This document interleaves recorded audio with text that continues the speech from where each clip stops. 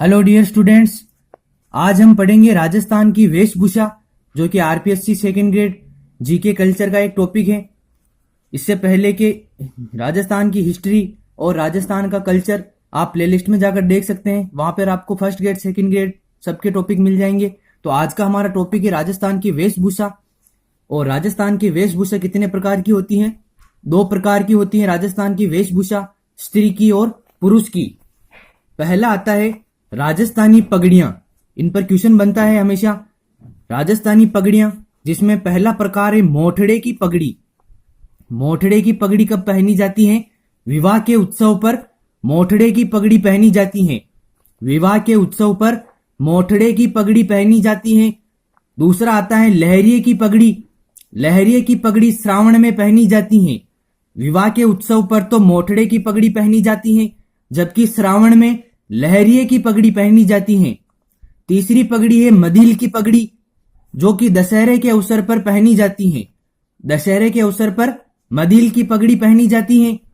विवाह के उत्सव पर मोठड़े की पगड़ी, श्रावण में लहरिये की पगड़ी, दशहरे पर मदिल की पगड़ी और होली पर फूल पत्ती की छपाई वाली पगड़ी पहनी जाती है। तो याद रखें आप, मोठड़े की पगड़ी विवाह उत्सव पर, लहरिये की पगड़ी श्रावण में, मदिल की पगड़ी दशहरे पर और फूल पत्ती की छपाई वाली पगड़ी होली पर पहनी जाती है। उदयशाही, अमरशाही, विजयशाही, शाहजहांसनी, चूड़ावतशाही, जसवंतशाही, मांडपशाही, राठौड़ी, मानशाही, हमीरशाही और बखरमा, ये सब क्या है? ये पगड़ियों के विविध प्रकार हैं। उदयशाही, अमरशाही, विजयशाही, शाहजहांसनी, चूड़ावतशाही, जसवंतशाही, भीमशाही, मांडपशाही, राठौड़ी, मानशाही, हमीरशाही और बखरमा, यही सब क्या है? ये पगड़ियों के विभिन्न प्रकार हैं। मेवाड़ महाराणा के पगड़ी बांधने वाला व्यक्ति छापदार कहलाता था। मेवाड़ महाराणा के पगड़ी बांधने वाला व्यक्ति छापदार कहलाता था। श्रावण में कौन सी पगड़ी पहनी जाती है? लहरिये की पगड़ी, विवाह उत्सव पर मोठड़े की, दशहरे पर मदिल की पगड़ी और होली पर फूल पत्ती की छपाई वाली पगड़ी। जो आदमी मेवाड़ महाराणा की पगड़ी बांधता था वो छापदार कहलाता था। मेवाड़ महाराणा के पगड़ी बांधने वाला व्यक्ति छापदार कहलाता था। जयपुर में रंगरेज एक खास प्रकार की पगड़ी है, जिसमें लाल रंग के लहरिये बने होते हैं। वो क्या कहलाती हैं? राजाशाही पगड़ी कहलाती हैं। इसमें क्वेश्चन आता है कि एक खास प्रकार की पगड़ी जिसमें लाल रंग के लहरिये बने होते हैं, राजाशाही पगड़ी कहलाती है।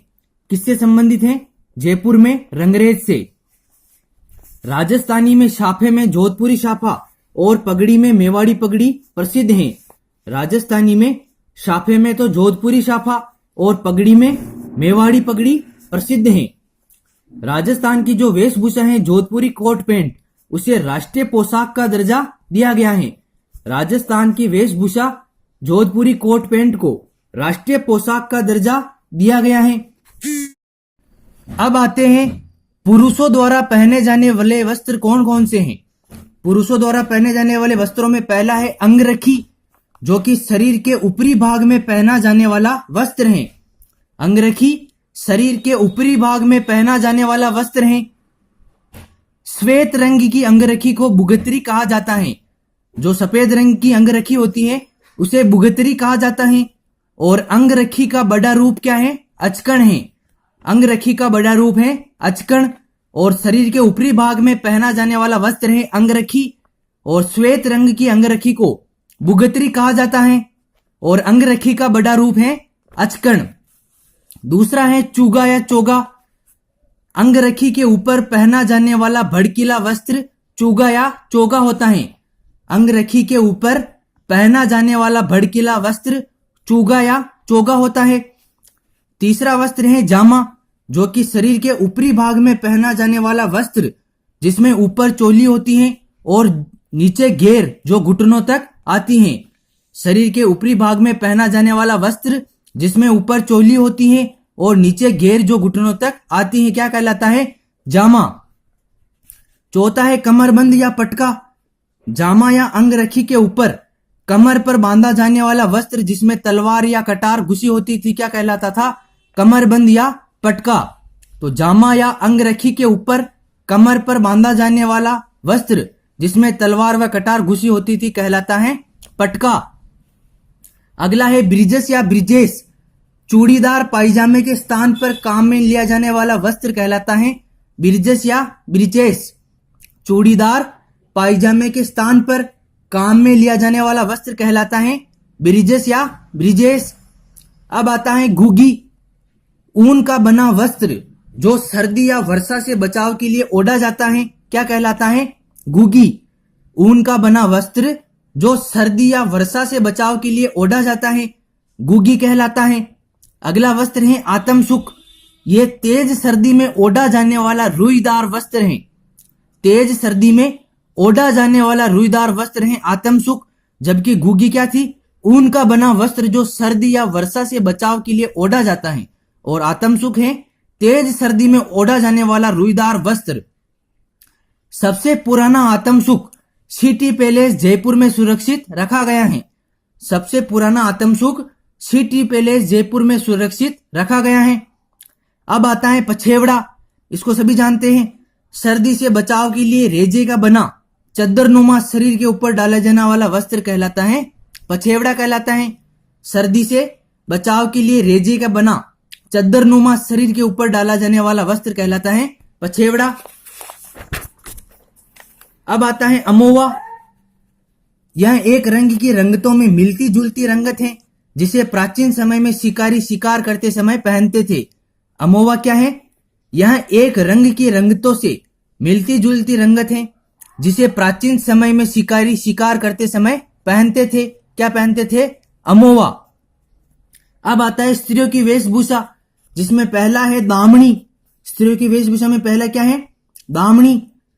मध्य वर्ग की स्त्रियां एक विशेष प्रकार की लाल रंग की ओढ़नी जिस पर धागों की कसीदाकारी होती है का प्रयोग करती हैं, जिसे कहलाता है, जिसे क्या कहा जाता है? दामनी कहा जाता है।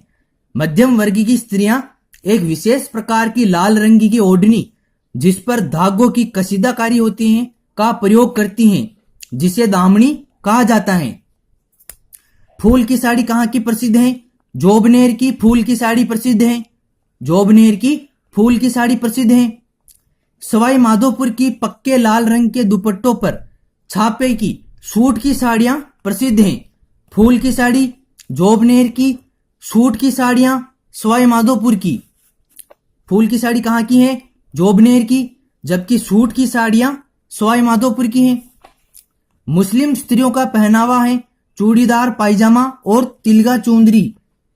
मुस्लिम स्त्रियों का पहनावा है चूड़ीदार पायजामा और तिलगा चुंदरी।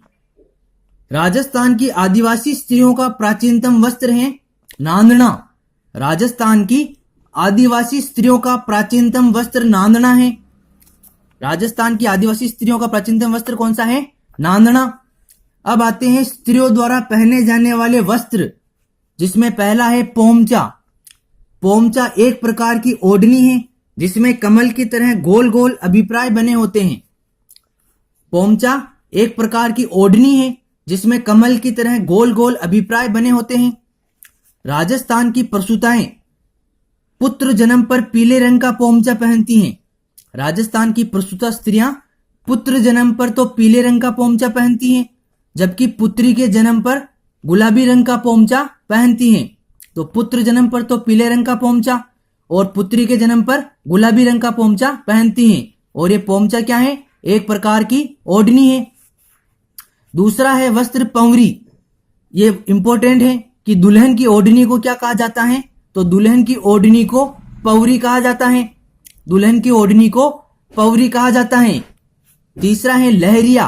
राजस्थान की स्त्रियों द्वारा श्रावण में विशेषकर तीज पर पहनी जाने वाली ओढ़नी कौन सी है? लहरिया। राजस्थान की स्त्रियों द्वारा श्रावण में विशेषकर तीज पर पहनी जाने वाली ओढ़नी लहरिया है। चौथा आता है मोठड़ा। लहरिये की धारियां जब एक दूसरे को काटती हुई बनाई जाती हैं तो वह मोठड़ा कहलाती हैं।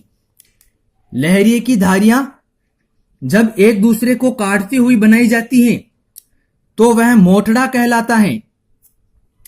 अब आता है घोटा। लप्पा, लप्पी, किरण, बांकड़ी और घोखरू, ये सब क्या है? ये घोटे के प्रकार हैं। और घोटा क्या होता है?